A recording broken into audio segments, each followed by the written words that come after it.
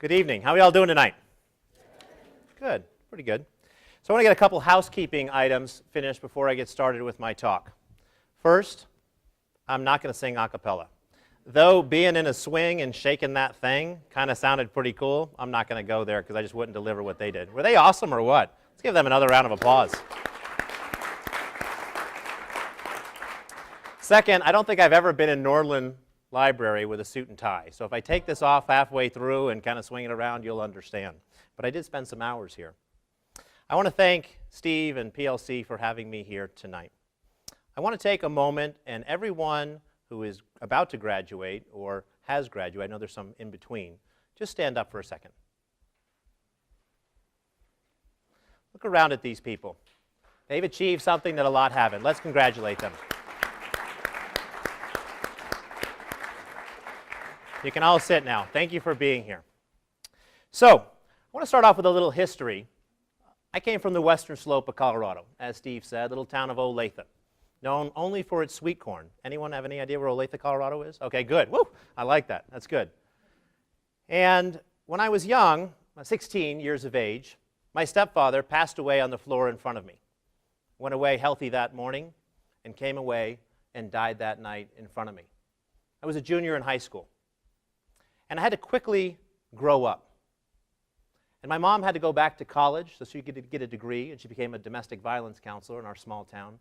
And I had to raise my little brother and sister. We adopted my sister from Korea, and they just had my little brother. And I was trying to manage all of the things in life that a teenager does. I was head boy of my high school, president of FFA, honor society, all those wonderful things, and I had to grow up quickly. But I also had to figure out how to pay for this thing called college. And so I started applying for every single scholarship that I could. And one of those that I came across was this group called PLC. Didn't know anything about it. But I came to CU looking at colleges, and from the moment I stepped foot on this campus, I knew this is the place where I wanted to get my degree. Did anyone else share that experience maybe when you first came to CU? Anyone get moved? Okay, so I'm one of the only ones who was moved, but I appreciate that. Thank you for the back row there. Appreciate that. We'll talk later. Good. Maybe hug it out a little bit. Great. So I came to CU and joined the President's Leadership class. And immediately I found out a small town kid coming here, that it allowed CU to be smaller and more manageable. And I built some phenomenal relationships in the class. But what I never expected from the class is that it would teach me some skills about leadership.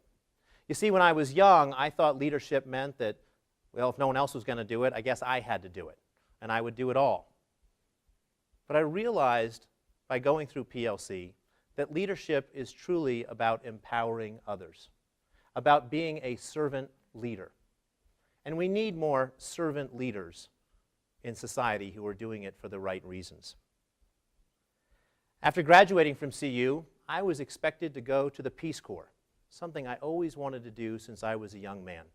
And they gave me an assignment to Africa, and I was ready to go.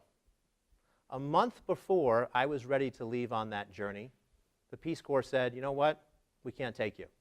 We found out when you were young you were stung by bees and you had an allergic reaction, and we don't know what will have a similar reaction in Africa, so you can't go.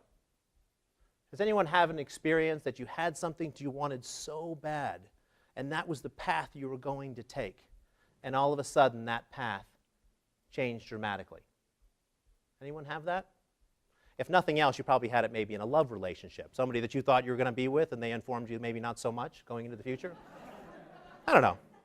Just a thought. And so I had to, all of a sudden, take a major difference in my life path. And so I came back to Colorado, and I said, you know what, I got to get a job because my parents aren't going to support me at all. And I went out to Cushman & Wakefield, and it's the company that I wanted to work for. And I persisted at Cushman & Wakefield, asking them to give me this job, and they said, you know what, we're not hiring. And finally, one week, I said, you know what, I'm going to come down on Monday morning. You don't have to pay me. If you can give me a phone, that would be great. And I'm going to show you what I can do. And I think they felt sorry for me, and they finally said, okay. And I was at Cushman & Wakefield for 7 years, but I always wanted to be an entrepreneur. Anyone in here aspire to be an entrepreneur? to own your own business? Well, I came from a family of entrepreneurs, and that's what we discussed around the dinner table at night. So it was in my blood and in my DNA. And so, after being at Cushman & Wakefield for 7 years, I was fortunate to found Northstar Commercial Partners. And at Northstar, we buy vacant buildings, which in the real estate program at CU they told me not to do, but I believed in buying vacant buildings. You see, a number of years ago, I was fortunate to read a book called Halftime. If you get a chance to read the book, I recommend it highly. And it asks this question: what do you want to do in the halftime of your life? You see, so many people are so focused on this thing called success that they forget about this thing called significance. How do you want to have a significant impact in society? What do you want your legacy to be? We all have a story. What do you want written on the pages of your story? And because my stepfather passed away on the floor in front of me when he was 39 years of age, I realized that none of us know when the halftime of our life will be. Your halftime, well, you might be past that already. You might be in the fourth quarter with 11 seconds on the clock. Hopefully not, but you might be. Everybody kind of checking their clocks now internally? We don't know how long we will live. And so with that, I encourage you to have a positive impact starting today. And that's what I decided to do, was to start connecting my passions with my profession. And when you do that, I don't think you work another day in your life. I've organized my life in kind of 3 primary buckets. Just think what the buckets might be for you as you go out into the world. For me, first bucket is business. I'm a big believer in trying to create opportunity. And just because I happen to be in real estate doesn't mean I can't impact the issues of society today. We focus on creating jobs and opportunity and empowering people for their dreams. Not for my dream, but for their dreams, whatever that looks like for them. We go out and buy vacant buildings for schools, for charter schools, to create more choice and empowerment in education and hopefully educational excellence. We do what we can. My second bucket is philanthropy. I'm a big believer in giving back.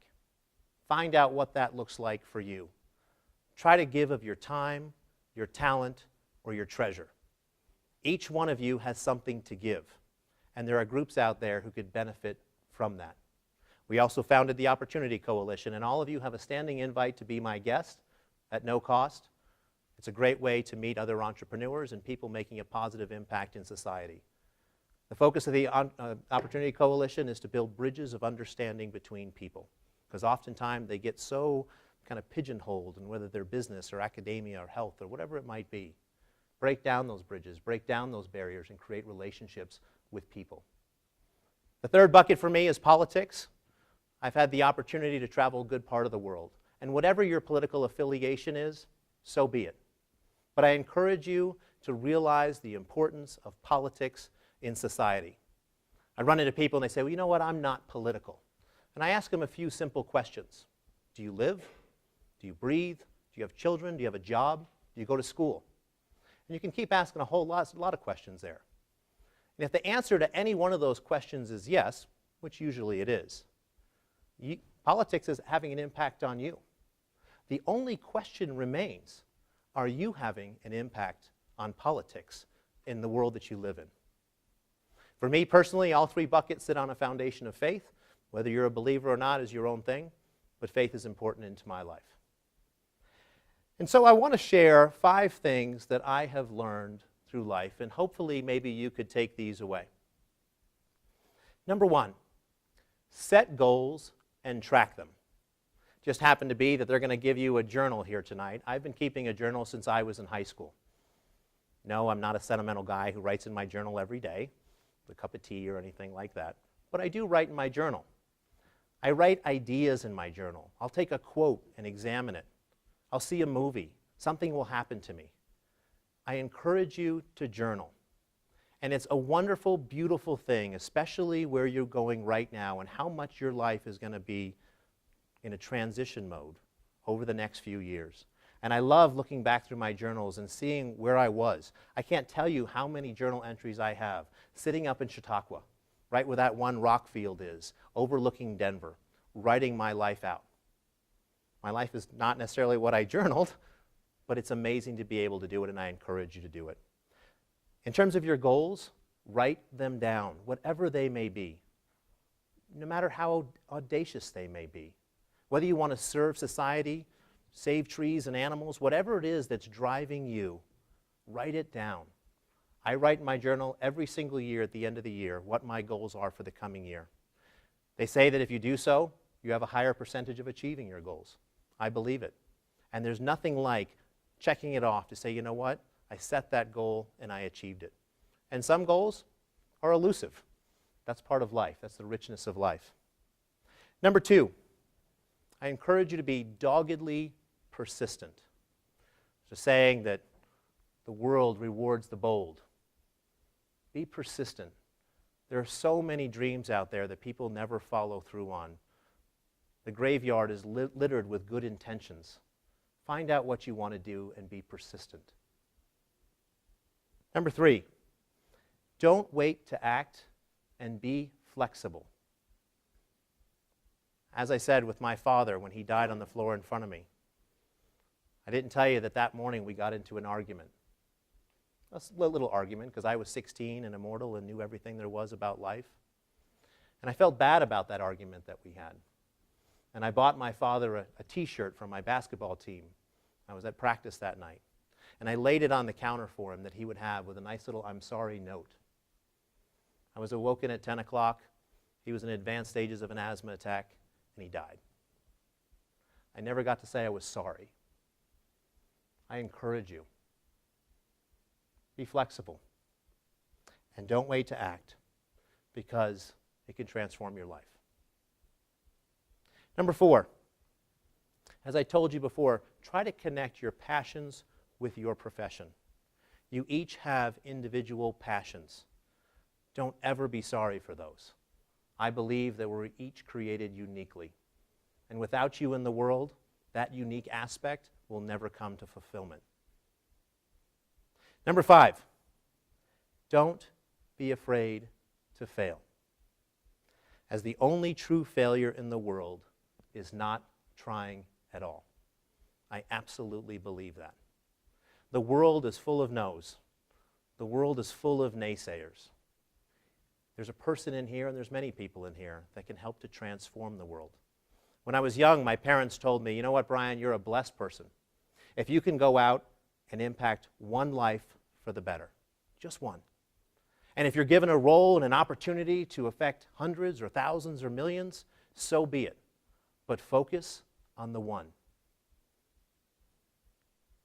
I want to share with you a couple of quotes, because again, as I said, I love quotes. And there's 4 quotes. 2 of which I've kept in the binder of my book since I was in high school. The first comes from Shakespeare.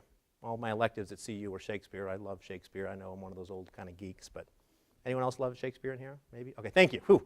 Good, I thought I was alone there.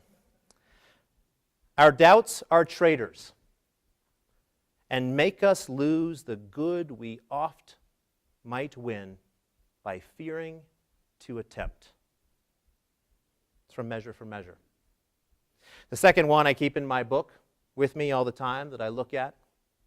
Success is not final, and failure is not fatal. It is the courage to continue that counts. Sir Winston Churchill. He had some courage to continue as a leader, didn't he? The third one, a little more modern. As we look ahead into the next century, leaders will be those who empower others. Think of that if we had more leaders like that. And the last quote that I will leave you with to encourage you on your journey. If your actions inspire others to dream more, to learn more, do more, and become more, you are a leader. John Quincy Adams. I want to again thank Steve and the PLC staff for having me here this evening. And I want to wish each of you a rich life filled with blessing, opportunity, and a positive impact. May you become the true leaders that our world is in desperate need of today. Thank you.